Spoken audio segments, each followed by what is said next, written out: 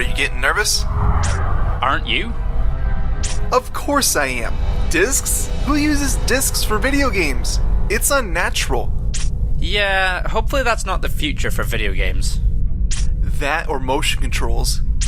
Well, I don't know. Motion controls don't sound too bad. We're getting close.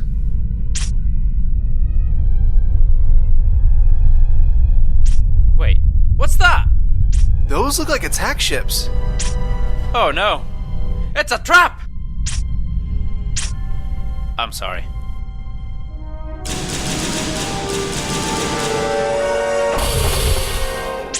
They're readying their missiles!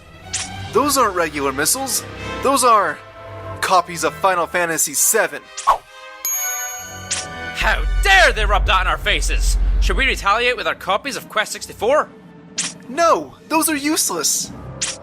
Ocarina of Time was overrated.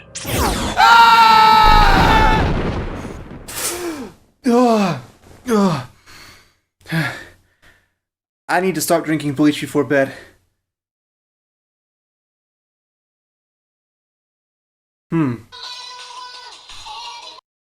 Hello? Free, you won't believe the stream I had last night. Was it the one with the duck again? No, Sagan, stop bringing that up. Then honestly, I'm not interested. It was a Star Wars dream, and we were like N64 ambassadors or something. Huh. Were we killed by Final Fantasy VII missiles? Yes! Wait, how do you know that? I had the exact same dream. Whoa. What do you think it means? We do a Star Wars review. Word. Star Wars. Contrary to what some people believe, I, FreeXax, love Star Wars. Empire Strikes Back is my favorite live-action movie, and I even love the prequels. Well, except for Episode 2. That movie's like dog poop in a waffle iron, confusing, messy, and it makes my mom very angry. But nonetheless, Star Wars is a big part of my life, and without it, I don't know where I'd be. Probably dead. Not really, but you know, you get it. What about you, Yuusha? I hadn't watched Star Wars till about a year ago, so there's that. What? Yeah, I've also never seen Jurassic Park. What? But don't get me wrong, having watched all the movies, including the prequels, and of course the more recent Episode 7, I've fallen in love with the series, and even though I wasn't able to watch it as a kid, I did play some of the games, like Star Wars Shadows of the Empire for the Nintendo 64. Oh good, you brought it around. I was scared there for a second. I also haven't seen Indiana Jones or the original Ghostbusters.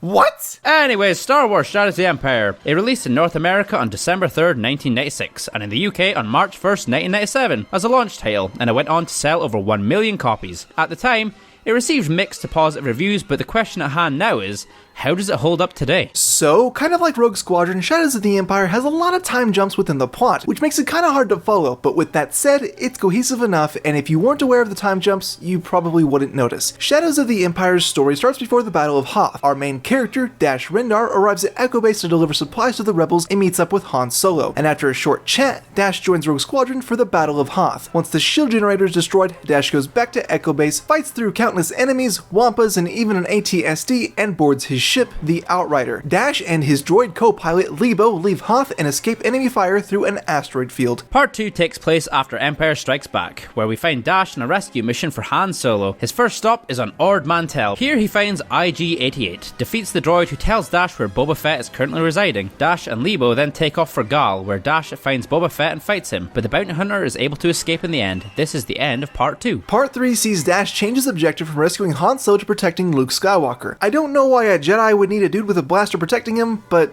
okie dokie. Ever heard of the phrase, don't bring a lightsaber to a blaster fight? Me neither. Dash then goes to steal a supercomputer with Death Star plans from the Imperial freighter Saprosa, which he succeeds in doing after fighting a droid. The final part kind of has an important thing happen, and if you plan on playing this game and don't want things spoiled for you, then you could skip to this timestamp here. The group has decided that it's finally time to nip this game's main baddie in the butt, Shizor, so they go to Shizor's palace and make a muck of things. So Shizor runs off to his Skyhook space station thingy-majig. The group follows, and Dash sacrifices himself to blow it up and finally kill Shizor. It then shows Leia and Luke mourning the loss of their friend, but little do they know, Dash actually survived the battle, and he has decided that living and being a martyr is the way to go. What an egomaniac. The story is a story in a Star Wars game, which means that it relies very heavily on context to make sense, which is something that I'm personally not a fan of. I love Star Wars, so the story makes sense to me, but I do imagine that someone who's not as familiar with Star Wars couldn't help but feel that this story makes little to no sense. The fact that it's broken into 4 parts with the first part having little to almost nothing to do with the rest is simply bad story structure. The storytelling is done with these comic book-esque cutscenes, which I actually really like. They look like a graphic novel in motion with a well-crafted, realistic art style. These scenes are used to convey the story of Shadows of the Empire and help pin down a moment's place in the Star Wars timeline. It's really interesting seeing characters like Han Solo and Luke Skywalker shown in a game with the characters heavily resembling the actors of the movie. It really helps make Shadows of the Empire as a story feel grounded in the Star Wars I've come to know and love. Then you get moments like this scene with Darth Sidious where he looks like a claymation model,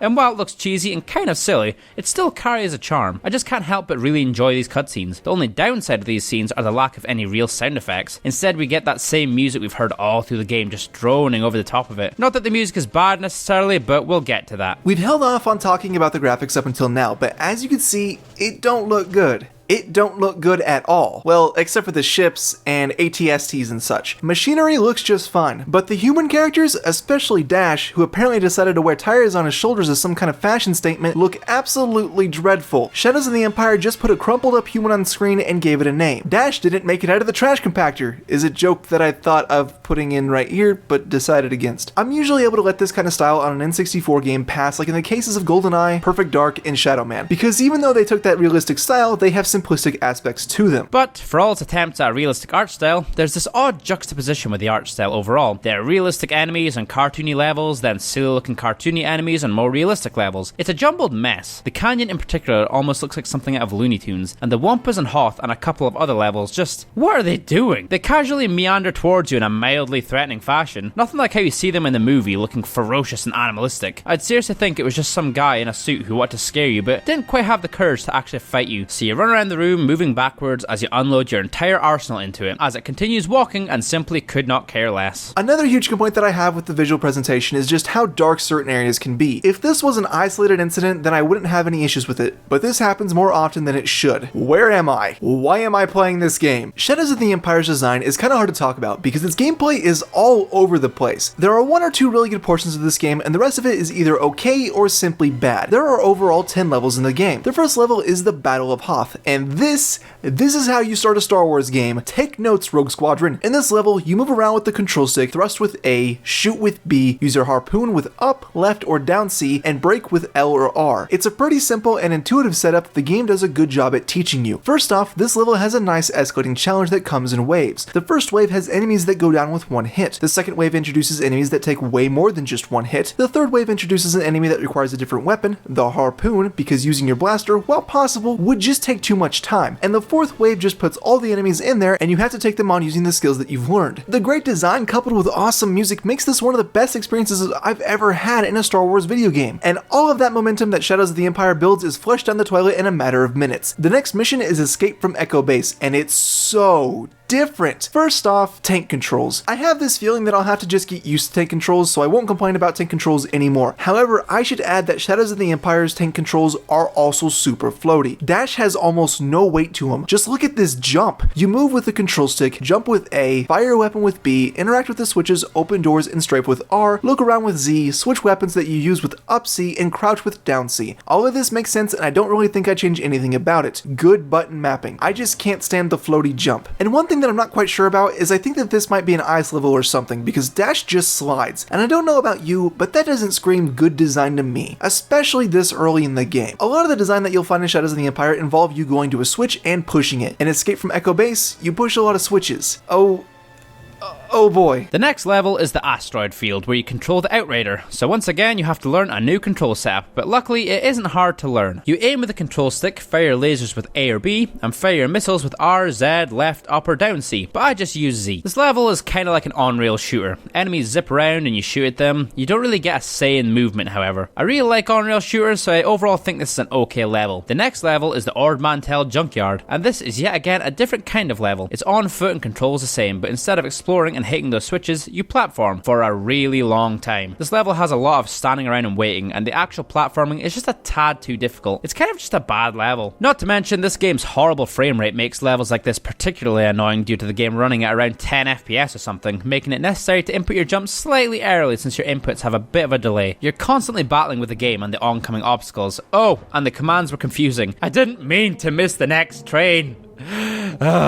Moving on. The next level is Gul Spaceport, which I think is actually a decent level. The first third or so you run around in a linear fashion, shooting enemies as they come. It's similar to Escape from Echo Base, but then you get the jetpack, which controls with the left C button to turn the jetpack on and the A button to fly. While the jetpack is turned on, it's constantly running out of fuel, and flying higher only speeds up its loss, so you need to be careful to not lose all your fuel over a pit. The jetpack does recharge when you land back on the ground, but it means that you're stuck standing around for a few seconds while you wait for it to recharge. This level actually had some annoyances. For whatever reason, they made this canyon section ridiculously big, no doubt to try and give it more purpose to the jetpack, which I can understand, but there's so much fog that it makes it almost impossible to see where you're meant to go. Hell, this whole game is littered with this fog. It's meant to help the game maintain a steady frame rate by hiding unnecessary parts of the levels, which are off in the distance, which in this case is apparently the whole level. Anyway, I'm getting off topic. Going back to the level itself, the design stays pretty much the same as Hoth, but now you can jetpack around, and to be honest, it kind of makes the game more fun in some ways, and the level is designed around the use of the jetpack, so it actually serves a purpose. Plus, it's pretty fun. I mean, who needs legs when you have a jetpack? The next level is Mos Eisley in Beggar's Canyon, which introduces yet again another playstyle. One thing that I can definitely give this game credit for is variety. I'll admit, if all the missions were pushing switches and walking forward, then this game would probably just be the worst. You control the speeder kind of like you control F-Zero. You turn with the control stick, boost with A, reverse and brake with B, ram right with the R button, and ram left with the Z button. This is an interesting level, but it also shows some signs of laziness. You essentially go around in circles and knock these characters into walls. The scenery is constantly repeating, and it goes on a little longer than it should. My main issue with this level is just how impossible it can be to actually control dash while riding the speeder bike. I constantly crash into walls or get caught behind some kind of set piece. You can clip onto things way too frequently. Well, maybe you should suck less. Haha, we're friends. Not anymore. Oh. Eventually you leave Mos Eisley and enter Baker's Cabin and What? Holy, what? I'm not speeding this up. This is actually how it looks. This needs its own racing game. Imperial Freighter Saprosa is one of the most forgettable levels in the game. Push switches, shoot. It did exemplify one of Shadows of the Empire's biggest issues though. Enemies will see and shoot at you before you can even see them. Yeah, be prepared to die a lot in this game, especially in the later levels when enemies do even more damage. Imperial Freighter Saprosa catches you off guard a lot since the main part of this level is to figure out this puzzle which involves all the big doors you see along the walls. You hit a certain combination of switches which, by the way, are hidden behind some boxes that you need to destroy. You press them with the goal being to get to the top of the room. My issue with this room is they just kind of throw you in the room and expect you to figure it out, and that happens so often in this game. They maybe give you a very vague idea of what you're trying to accomplish, then pop you in a level and say, good luck. So you're left running around aimlessly for half an hour doing the same crap over and over, expecting a different result. It's almost like a sadistic method of padding the game out, so you mindlessly press switches until you figure out a combo which works, and in doing so, unleash enemies which will shoot at you while out of your field of vision. So it's a constant battle to keep your health up, which of course you can only do by finding health pickups. Oh yeah, 5 health. Yeah, 5 health? Fantastic! The game knows you're desperate for health all the time and constantly taunts you with 5 health. This level overall left me with a bad taste in my mouth. Next comes the sewers of Imperial City, and it's an interesting level. You get your jetpack back, which I like because it helps keep things tied together. I mean, why wouldn't Dash bring it with him all the time? It's a jetpack with almost limitless fuel. Strangely enough, you use it to swim in the sewers. Gross. But again, this level is mostly just pushing switches and walking forward. One thing that does make this level different is that it's not as linear as the others, which makes it interesting by comparison. Caesar's Palace is once again nothing to get excited about. The only part of the level that really stands out is near the end when you have to push switches while flying with a jetpack. This is less of a seeing the challenge and taking it on, but more of a seeing the challenge and taking on the controls. The Skyhook battle is a solid level, and honestly, it's a pretty good way to end the game. It starts like the asteroid field level, which kinda sucks. There's no real indicator of what the point of this area is. Is it to survive? To take out a certain amount of enemies? What is it? I honestly think that this portion is here to give you lives. Every time that I've played through it, I got a lot of lives from this one area. What sucks about this portion is that you simply can't see enemies coming. I got destroyed when I played this on medium because spatial awareness simply doesn't exist in this portion. After a while, you'll be put into the second part of the level, which is another new playstyle. Yay! It controls similarly to the very first level, but not nearly as tight. Move with the control stick, thrust with A, fire with B, brake with R, fire missile with Z, up and down C, and roll with left C. Are we done doing this yet? We are? Thank God. It's kind of floaty and a little bit touchy. Your mission here is to simply destroy 4 turrets, then fly into the skyhook skyhook and shoot at its core with your strong missiles. That's all that you have to do, so all the enemies flying around in this giant Star Destroyer don't matter at all. If you ignore them, then you'll be just fine. With that said, the cinematic tone of this mission makes it a solid ending to the game. The game starts strong and ends not entirely weak, so that's good. One thing that we've yet to mention has been the fact that you get additional weapons throughout the game. One reason why we haven't mentioned them yet is because they're pretty much useless in the levels themselves. You get your regular blaster, then there are Seekers, which don't seek anything. What's their purpose? The Pulse Cannon, which fires very quickly but is kind of hard to aim with and doesn't reach very far. The Flamethrower, which is a flamethrower, stunners, which I'm not sure how to feel about these, and disruptors, which do very heavy damage and explode like a bee-bomb from Star Fox. I like the different weapons, however, as I mentioned before, they're pretty much useless in the levels. Any enemies that you'll come across in the levels go down with a few hits from your regular blaster. Anything else would be overkill, and probably more dangerous since they feel way hard to actually hit with. The weapons themselves are mainly used for bosses, which are all over the place in quality for this game. I'd argue that almost all the bosses in this game are lackluster. In the first level, you take on a couple AT-ATs, which could be argued are boss fights. However, they don't take that much thought to take down. I feel like a boss fight needs more than one variable to be considered great. I do like the second boss because you have to take on an AT-ST as just dash. It's interesting to see how you could wipe this out as a snowspeeder, but then you see it as a big bad boss when you're on foot. Oh wait, what's that? The Seekers make it go down in about 5 seconds? Oh. Okay. The next boss is IG-88, and I'm not really sure how to feel about this boss. It's been a different experience every time that I've fought it. Either it's too easy or too difficult. He moves incredibly fast and mixes in with the background, which makes it difficult, but it doesn't take too much to actually bring him down in terms of shooting him. I will note that the stage that they give you to fight on doesn't really want to seem to accommodate you. I found it incredibly hard to just move around, which may be one reason why I'd get hit so much. Then there is Boba Fett, who is the first of 2 bosses with battle phases. First you fight Boba Fett on equal grounds, on foot with a jetpack and your weapons. You beat him, then he jumps into his ship, the Slave One, and tries to overkill you with his massive lasers. Salty little useless poodoo. I struggled with this boss fight a lot. I couldn't find the Slave One's weak point, and I honestly don't think that it exists. I think that if you can't find the spot, then maybe that's bad design. Well, just because you can't find the spot doesn't mean that it's not there. Maybe you're not working hard enough to find it. I've tried for hours to find the spot. It simply is not there. I know some people who would say otherwise. The next boss is the Loader Droid, who is one of the more forgettable bosses in the game. It's pretty by the numbers, and by this point I had figured out easy methods for taking on the bosses that actually posed no real challenge. It felt like a boss out of obligation rather than to actually test the player. A boss that contrasts this one is the giant Dayonaga. The what? This boss is here to test out how well you've learned the jetpack controls, which is nice because nothing else so far in the game has really done that. This boss feels like it actually served a purpose, even if it has no bearing on the story. The last boss is like Boba Fett in that it has 3 forms. The first form is just kind of like a regular fight in the game. Just look at IG-88 or the Loader Droid for examples. The second form serves as a final test for your jetpack, which controls like crap, so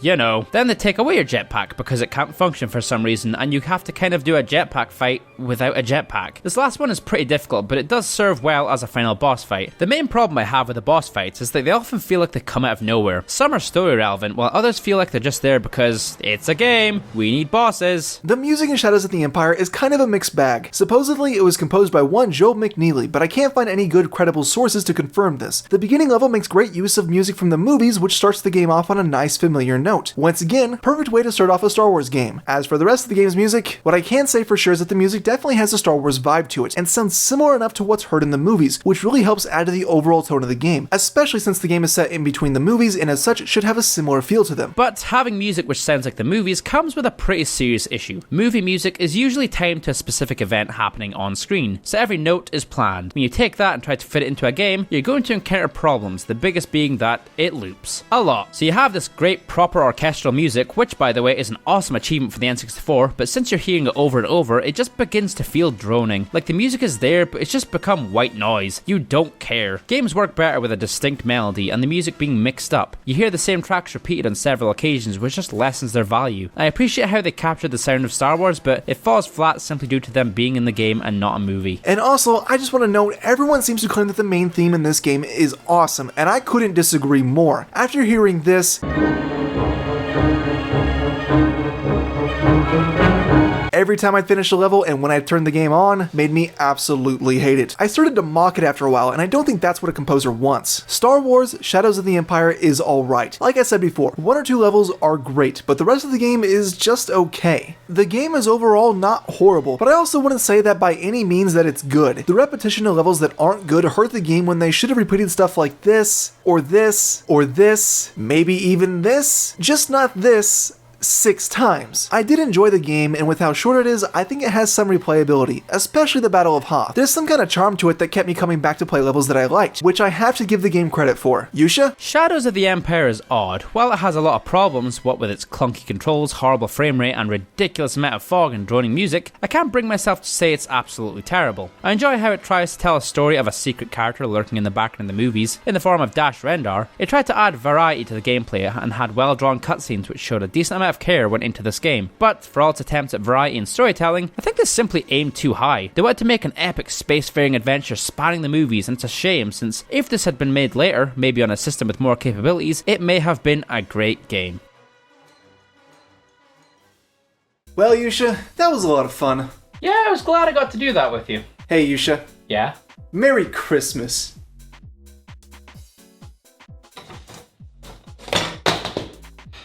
What?